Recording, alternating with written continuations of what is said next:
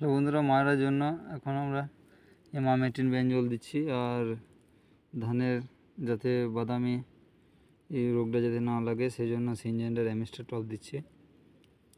এই ধান আপাতত ফুলানোর অবস্থায়, বেশিরভাগই পাতাগুলি শীষ চলে এসছে, বেশিরভাগই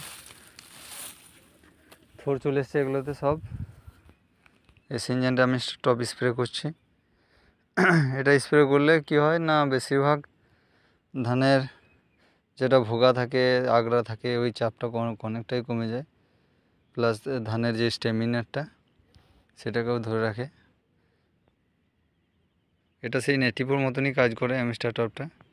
এগুলো সব ফাঙ্গিসাইড। আর ইমামেটিন বেঞ্জলটা দিচ্ছি ইমোজো কোম্পানির, এটা মায়ের জন্য, ওটা ভালো কাজ করে।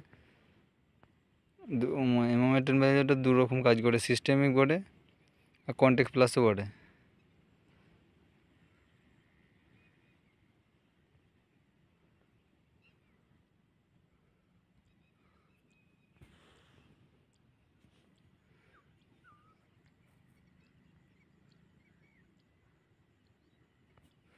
ধানের গ্রোথ ভালোই আছে,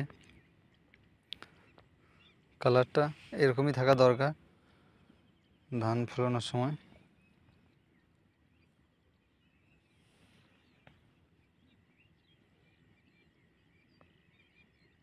যাদের এখন 50 দিন বয়স হয়েছে ধানের, 50 থেকে 60 দিন, তারা এখন এমিস্টার টপ দিতে পারে।